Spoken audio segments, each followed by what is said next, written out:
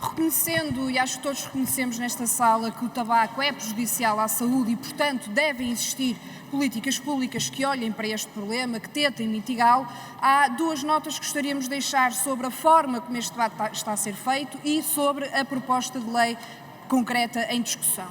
Em primeiro lugar, parece-nos que o Governo está, na verdade, a caminhar a passos largos e a passos rápidos para um caminho proibicionista, efetivamente, que, creio que também podemos todos concordar, não tem os resultados esperados, nunca teve em momento algum.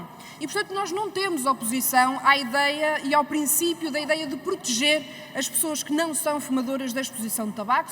Na verdade, estamos perante uma situação em que há duas liberdades que entram em confronto, a liberdade de alguém decidir e poder fumar e a liberdade de alguém que não quer fumar, seja ativa ou passivamente, e neste conflito compreende-se que existam regras e, aliás, esta ideia de prevenção e de proteção dessas pessoas, este princípio já tem expressão na nossa legislação, com algumas medidas, como a restrição de fumar em locais fechados atualmente. Mas uma coisa é garantirmos que em espaços fechados não há fumadores passivos e, portanto, se protegem todas as pessoas que não fumam. Outra coisa muito distinta é restringir enormemente os locais onde se pode fumar, nomeadamente ao ar livre. Aí é que nos parece que entra o problema.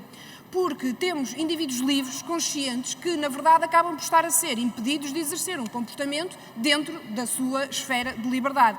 Por exemplo, está a restringir-se, a proibir-se a vários locais ao ar livre, onde, até por possibilidade, possa não estar mais ninguém à volta. É isso que esta proposta de lei faz.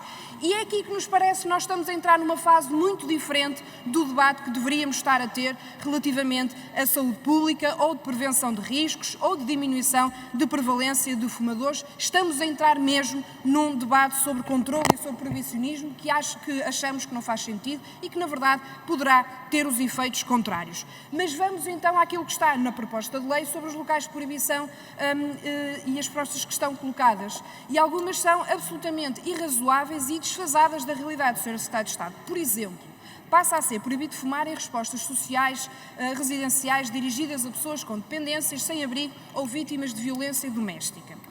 E nós perguntamos porquê? Por que razão é que estas pessoas devem ser obrigadas, mesmo que não queiram, a deixar de fumar? Qual é que é a alternativa? Muitos deles é irem viver para a rua? Muito bem, o Governo diz que coloca exceções na proposta de lei, mas vamos às exceções.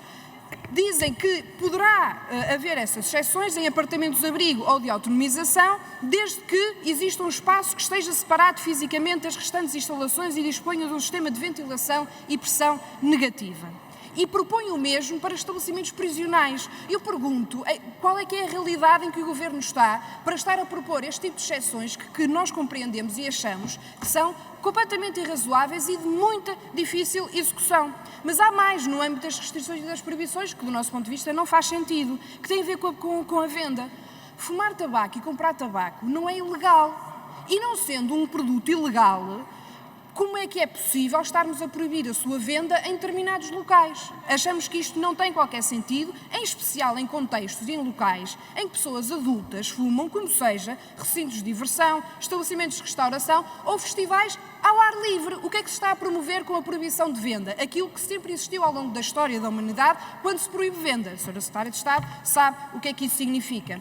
E, portanto, aquilo que nós consideramos é que não vai ser e não pode ser o Governo, seja este, seja outro qualquer, a decidir que quem fuma tem que deixar de fumar. Com certeza que nós, por princípio, poderemos concordar que, por uma questão de saúde, isto deve ser o ideal. Mas não é assim que as coisas acontecem e não nos cabe a nós, num ponto de vista moralista e proibicionista, dizer que as pessoas devem deixar de fumar de um dia para o outro porque existe uma proposta de lei que o Governo proíbe, na maior parte dos locais, ao ar livre.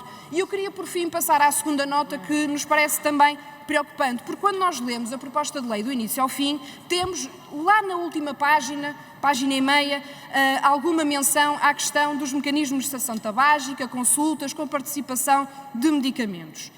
O Governo e a Sra. Secretária de Estado fez essa intervenção aqui, é um dos objetivos, promover e apoiar a cessão tabágica. No entanto, não há nada nesta proposta de lei que garanta, efetivamente, não só a comparticipação de medicamentos, mas também a questão das consultas de cessão tabágica. E, portanto, essa parte desse objetivo que o Governo diz que quer ter, na verdade não passa de propaganda. A única coisa efetiva que está nesta proposta de lei são as medidas proibitivas. E, portanto, para terminar, Sra. Presidente, aquilo que nos parece é que deveríamos estar a olhar, sim, para a parte de prevenção do possível início de consumo de tabaco, devíamos estar a olhar para a forma como o Serviço Nacional de Saúde está estruturado e tem respostas de consulta antitabágica, deveríamos estar a olhar, sim, para a questão da comparticipação dos medicamentos, mas esta proposta de lei não é isso que traz e, por isso, parece-nos que ela falha em demasiadas coisas daquilo que são os objetivos a que se pretende responder e, obviamente, estaremos sempre disponíveis em especialidade para melhorar aquilo que puder ser melhorado, mas, tal como está, não podemos acompanhar esta proposta de lei.